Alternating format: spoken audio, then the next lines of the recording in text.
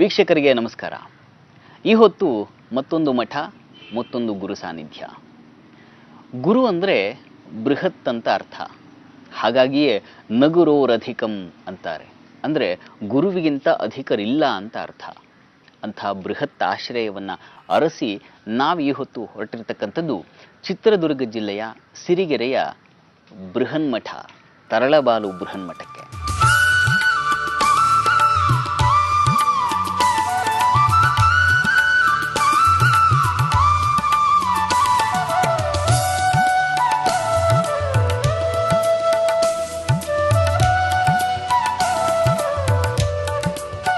ಮಠದೊಳಗೆ ಪ್ರವೇಶಿಸ್ತಾ ಇದ್ದಾಗಲೇ ಸಂಸ್ಕೃತ ಓದುವಂಥ ಮಕ್ಕಳ ಆ ದಿವ್ಯ ಪ್ರಾರ್ಥನೆ ಕಿವಿಗೆ ಕೇಳ್ತಾ ಇತ್ತು.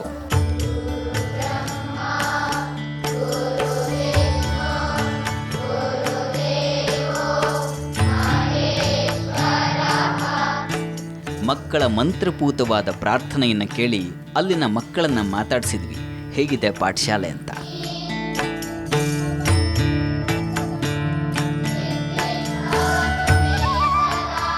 ಶ್ಲೋಕ ಚೆನ್ನಾಗಿ ಹೇಳ್ಕೊಡ್ತಾರೆ, ಮತ್ತು ಸಂಸ್ಕೃತ ಇಲ್ಲಿ ಚೆನ್ನಾಗಿರ್ತತೆ. ನನಗೆ ತುಂಬ ಇಷ್ಟ ಆಯ್ತು ಸಂಸ್ಕೃತ. ನನಗೆ ಒಂದು ಕ್ಲಾಸು ತಪ್ಪಿಸ್ಬಾರ್ದು ಅನಿಸ್ತತೆ. ಒಂದ್ಸಲಿನೂ ತಪ್ಸೋಕೆ ಇಷ್ಟ ಆಗಲ್ಲ. ಸಂಸ್ಕೃತ ಅಂದರೆ ನಂಗೆ ಭಾಳ ಇಷ್ಟ.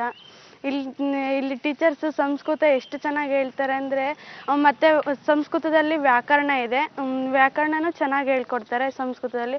ಮತ್ತು ರಾಮಾಯಣ, ಮಹಾಭಾರತ ಆ ಥರ ಕಥೆಗಳು ಇದ್ದಾವೆ, ಅವನ್ನೆಲ್ಲ ಹೇಳ್ಕೊಡ್ತಾರೆ ಸಂಸ್ಕೃತದಲ್ಲಿ. ಮಕ್ಕಳ ಮಾತನ್ನು ಕೇಳಿ ಒಳಗೆ ಹೋದರೆ ಮಕ್ಕಳಿಗೆ ಶ್ವೇತಕೇತು ಚರಿತಂ ಅನ್ನುವಂಥ ಪಾಠ ನಡೀತಾ ಇತ್ತು. ಸ್ವಲ್ಪ ಹೊತ್ತು ನಾವು ಕೂಡ ಆ ಸಂಸ್ಕೃತ ಪಾಠವನ್ನು ಕೇಳಿದ್ವಿ. ಉದ್ದಾಲಕ ಮುನಿ ವೃದ್ಧಃ ಆಸೀತ್ ವಯಸ್ಸ ಜ್ಞಾನೇನ ಚ ವೃದ್ಧ ಆಸೀತ್. ಉದ್ದಾಲಕಃ ಕಸ್ಯ ವಿಷಯದಾಸೀತ್. ಅದನ್ನು ಕೇಳಿ ನಾವು ನಂತರ ಹೊರಟಿದ್ದು ನಿತ್ಯದ ಶಾಲೆಯತ್ತ. ಅದಾಗಲೇ ಮಕ್ಕಳು ಸಮವಸ್ತ್ರವನ್ನು ಧರಿಸಿ ಶಾಲೆಯತ್ತ ಧಾವಿಸ್ತಾ ಇದ್ರು. ಅವರ ಜೊತೆಗೆ ನಾವು ಕೂಡ ಸೇರಿಕೊಂಡ್ವಿ. ಇಷ್ಟೆಲ್ಲ ಸುಸಜ್ಜಿತ ವ್ಯವಸ್ಥೆಯಲ್ಲಿ ಇಲ್ಲಿ ಸಂಸ್ಕೃತ ಹಾಗೂ ಪಾಠಶಾಲೆಗಳನ್ನು ಕಟ್ಟಿ ನಡೆಸ್ತಾ ಇದ್ದಾರೆ ಅಂತಂದರೆ ಇದೆಲ್ಲದರ ಹಿಂದೆ ಒಬ್ಬ ಶ್ರೇಷ್ಠ ಸಂತರ ನಿರ್ದೇಶನವಿದೆ, ಅವರ ಆಶೀರ್ವಾದವಿದೆ.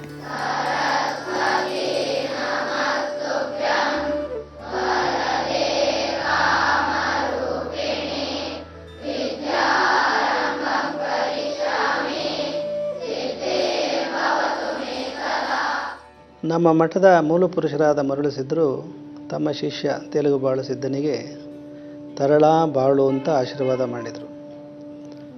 ಅಚ್ಚಗನ್ನಡದಲ್ಲಿರುವ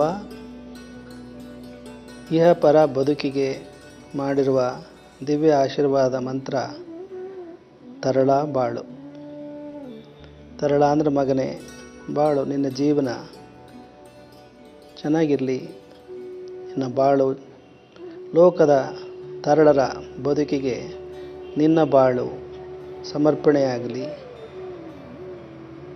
ಅನ್ನುವ ಆಶೀರ್ವಾದನ ಅವರು ಮಾಡಿದ ಹಿನ್ನೆಲೆಯಲ್ಲಿ ನಮ್ಮ ಮಠದ ಹೆಸರು ತರಳಬಾಳು ಮಠ ಎಂದು ತನ್ನ ಸಾರ್ಥಕವಾದ ಹೆಸರನ್ನು ಪಡೆದಿದೆ.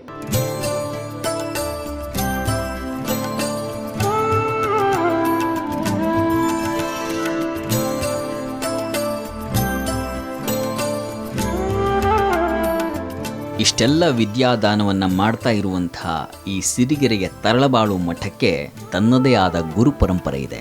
ಈ ಸಂದರ್ಭದಲ್ಲಿ ಆ ಗುರು ಪರಂಪರೆಯನ್ನು ಒಮ್ಮೆ ನಾವು ಸ್ಮರಿಸಲೇಬೇಕು. ಆ ಗುರು ಪರಂಪರೆಯಲ್ಲಿ ಮೂಲ ಗುರುವನ್ನು ನಾವು ನೋಡಬೇಕು. ಅಂದರೆ ಆ ಮೂಲ ಗುರುಗಳು ಎಲ್ಲಿಯವರು ಅನ್ನೋದನ್ನು ತಿಳ್ಕೊಳ್ಬೇಕಾಗತ್ತೆ. ಆ ಮೂಲ ಗುರು ಇದ್ದದ್ದು ಉತ್ತರ ಕರ್ನಾಟಕದ ಭಾಗಕ್ಕೆ ಬರ್ತಕ್ಕಂತಹ ಕೂಡ್ಲಿಗಿ ಜಿಲ್ಲೆಯ ಒಂದು ಪುಟ್ಟ ಹಳ್ಳಿ. ಆ ಹಳ್ಳಿಯಲ್ಲಿ ಒಂದು ಬಚ್ಚಣ್ಣಗೌಡ ಅನ್ನುವಂಥ ಒಬ್ಬ ವ್ಯಕ್ತಿ. ಆ ವ್ಯಕ್ತಿಗೆ ಮಕ್ಕಳಿರಲ್ಲ, ಸಂತಾನವಿರೋದಿಲ್ಲ. ಅವರು ಪಾಪ ಸಂತಾನವಿಲ್ಲದೆ ತುಂಬ ವರ್ಷಗಳಿಂದ ಬಳಲ್ತಾ ಇರ್ತಾರೆ. ಅಂತಹ ಸಂದರ್ಭದಲ್ಲಿ ಆ ಬಚ್ಚಣ್ಣಗೌಡನ ಪತ್ನಿಗೆ ಒಂದು ಕನಸಾಗುತ್ತೆ. ಯಾರೋ ಮಗು ಅಳ್ತಾ ಇರ್ತಕ್ಕಂಥ ದೃಶ್ಯವನ್ನು ಆಕೆ ಗಮನಿಸ್ತಾಳೆ ಆ ಕನಸಿನಲ್ಲಿ. ಅದೇ ಸಂದರ್ಭದಲ್ಲಿ ಹೊರಗಿನಿಂದ ಒಬ್ಬ ಬಂದು ಬಾಗಿಲನ್ನು ತಟ್ತಾನೆ. ತೆಗೆದು ನೋಡಿದ್ರೆ ಊರಿನ ಒಬ್ಬ ವ್ಯಕ್ತಿ, ಯಾರೋ ಒಂದು ಮಗು ಅಳ್ತಾ ಇದೆ, ಬನ್ನಿ ಆ ಮಗುವನ್ನು ಸ್ವಲ್ಪ ಸಾಂತ್ವನ ಮಾಡಿ ಅಂತ ಬಂದು ಬಾಗಿಲನ್ನು ಬಡಿತಾನೆ. ಇವರಿಗೆ ಆಶ್ಚರ್ಯ ಆಗುತ್ತೆ, ಕನಸು ಹಾಗೆ ಬಿದ್ದಿದೆ, ಹೊರಗಿಂದ ಬರ್ತಕ್ಕಂತಹ ವ್ಯಕ್ತಿನೂ ಅದೇ ಸುದ್ದಿಯನ್ನು ಹೇಳಿದ್ದಾನೆ. ಬಂದು ನೋಡಿದ್ರೆ ಕೂಚ್ಮಾರನ ಅಂತಕ್ಕಂಥ ಒಬ್ಬ ವ್ಯಕ್ತಿ, ಆ ವ್ಯಕ್ತಿಯ ಹೆಂಡತಿ ಪ್ರಸವ ವೇದನೆಯಿಂದ ಅಲ್ಲಿ ಬಾಳಲ್ಲಿ ತೀರ್ಕೊಂಡು ಬಿಟ್ಟಿದ್ದಾಳೆ.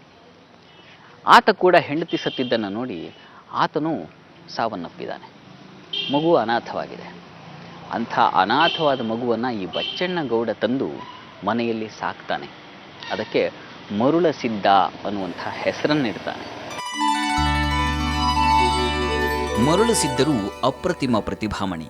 ಚಿಕ್ಕ ವಯಸ್ಸಿನಲ್ಲೇ ಸಮಾಜದ ಮೌಢ್ಯಗಳನ್ನು ತೊಲಗಿಸಬೇಕು ಅನ್ನುವಂಥ ಕಾಳಜಿಯಲ್ಲಿ ತಮ್ಮ ಜೀವನವನ್ನೇ ಸಮಾಜ ಸುಧಾರಣೆಗೆ ಮೀಸಲಿಟ್ಟು ದೇಶ ಸಂಚಾರಕ್ಕೆ ಹೊರಟವರು. ಹಾಗಿರುವಾಗಲೇ ಅವರಿಗೊಬ್ಬ ಅದ್ವಿತೀಯ ಶಿಷ್ಯ ಸಿಕ್ಕಿದ್ದ. ಆ ಶಿಷ್ಯನಿಂದಲೇ ಈ ಮಠಕ್ಕೆ ತರಳಬಾಳು ಅನ್ನುವಂಥ ಹೆಸರು ಬಂದಿತ್ತು.